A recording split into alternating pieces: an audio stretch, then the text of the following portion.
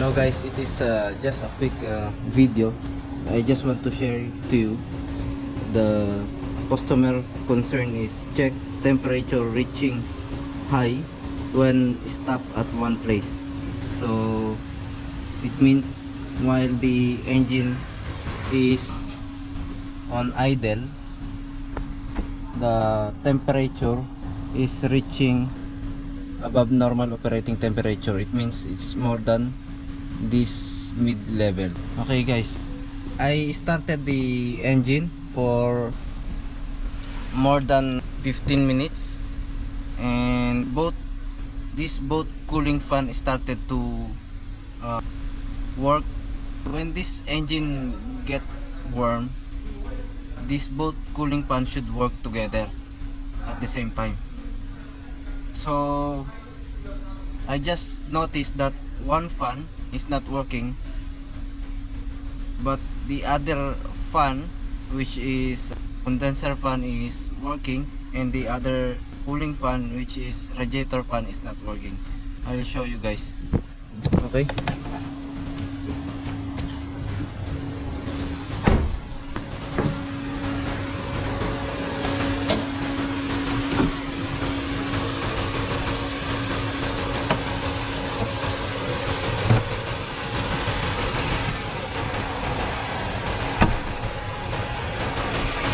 Okay, this condenser fan is working, as you can see, it's working, and the other fan is totally not working. This is the radiator fan motor, and it is not working. This might be the, for sure, this is the root of the problem of engine overheating. So you have concern for engine overheating. This is Odyssey 2019 model, Odyssey 2019 model, and most of the car I encountered engine overheating because of inoperative fan motor. So sometimes I diagnose it a faulty relay, and sometimes fan motor, faulty fan motor. Okay, but now I will show you how to diagnose, how to find the problem in the circuit. Okay, so let's find out which causes this engine overheating. Okay guys, let's try to turn on the AC and check what will happen to fan motor, if it will work or not. So let's turn on the AC. Okay, so AC is on.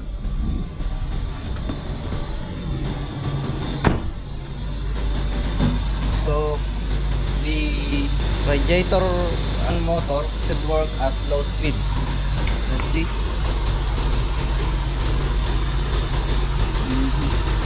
Yes, it is working at low speed, and the other one also is working, and this one is also working. So both of them are working at low speed. In high speed, this radiator fan motor is not working. So it simply means that the circuit going to the radiator fan motor at low speed is complete, and also the radiator fan motor itself is also good, so it is working.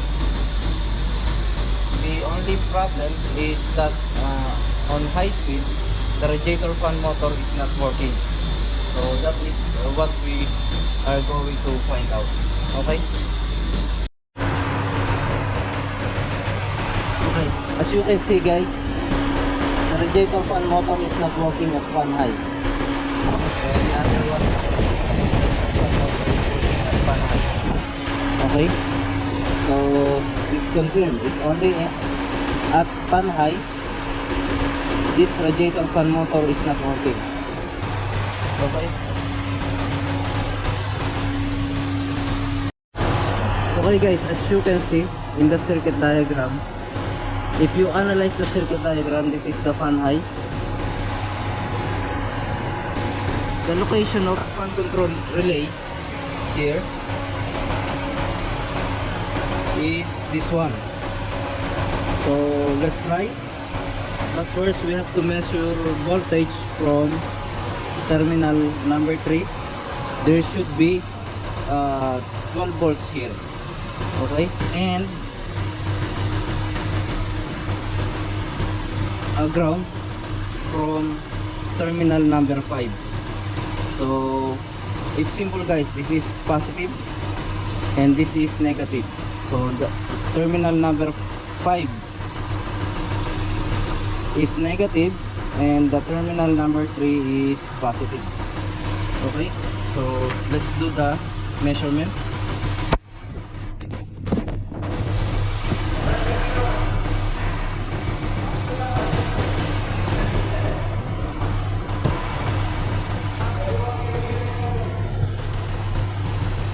But first, we have to find where the fan control relay here is. So this is the circuit diagram for fan control relay. Okay. This is the fan control relay, and there you are. Okay.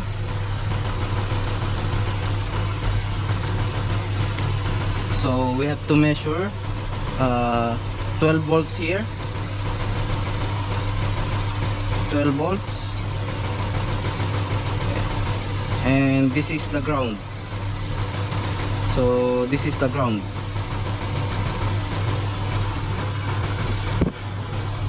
Okay,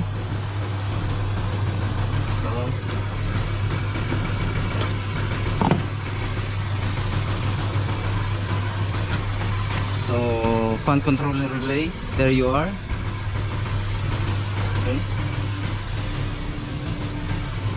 Using a relay remover, you can remove this.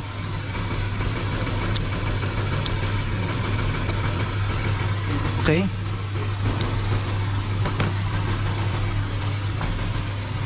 And let's set our DMM to voltage, DC voltage. Okay. So let's do the measurement. Okay guys, so this is the diagram for 5-pin relay. So as you can see, this is the 5-pin relay numbering. So this is number 1 and 2 and 3 and 4 and 5. So we have to measure 12 volts from here,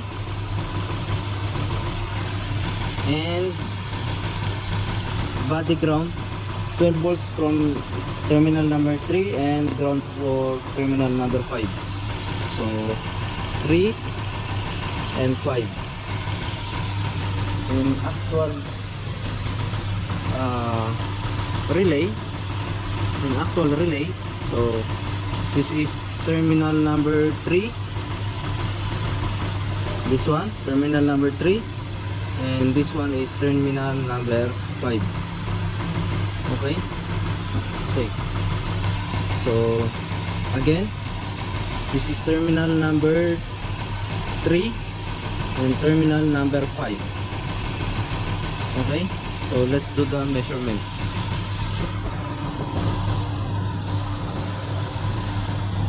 So we only need to find where it is connected, each feet of the relay. So this is number 3 and 5 again. Okay, so this is 3 and 5, and okay, let's measure. So it's terminal 3 and 5. Okay, so we have measured battery voltage from terminal 3 and 5. Again, Let's measure again the voltage supply. Okay, there you are. We have measured correct voltage. So this means this 5-pin relay is faulty. Okay, so this 5-pin relay is faulty. Again, let's measure again just to make sure. 3 and 5. Okay, okay, so it's confirmed that this relay is faulty. So I have here since I'm suspecting this 5-pin relay is faulty, so I have old relay here, 5-pin relay also.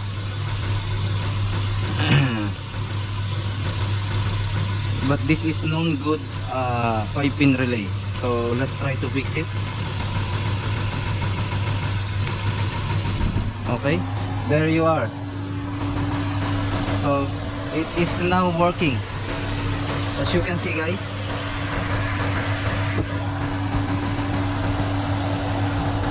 I can hear the sound from the fan motor is working.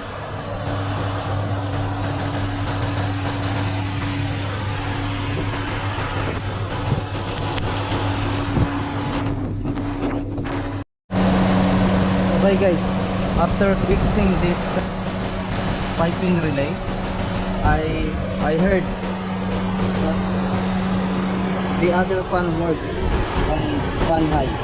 It's now working. Okay, it's now working. Just like this one. Okay, you can hear the sound, a loud sound from radiator fan motor, that it is now working on fan high. Okay, so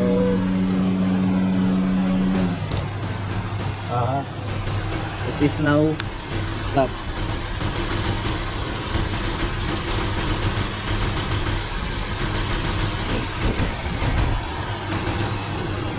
So it is now working on fan low. Okay.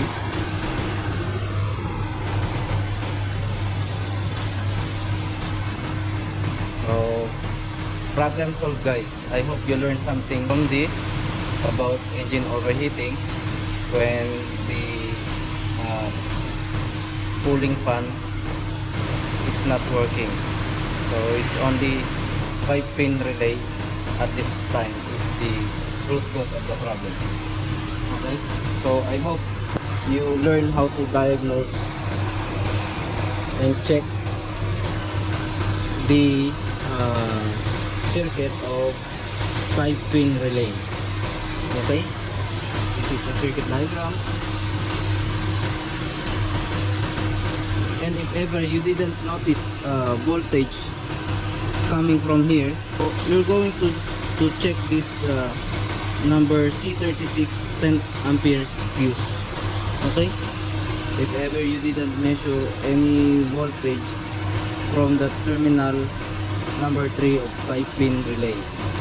Okay, and if this fan high signal doesn't give ground at 5-pin relay terminal number 5 in the underhood fuse relay box, so the ECM PCM might be the problem. This control unit, the power train control module. Okay, so that is how we diagnose the overheating where the cooling fan is not working.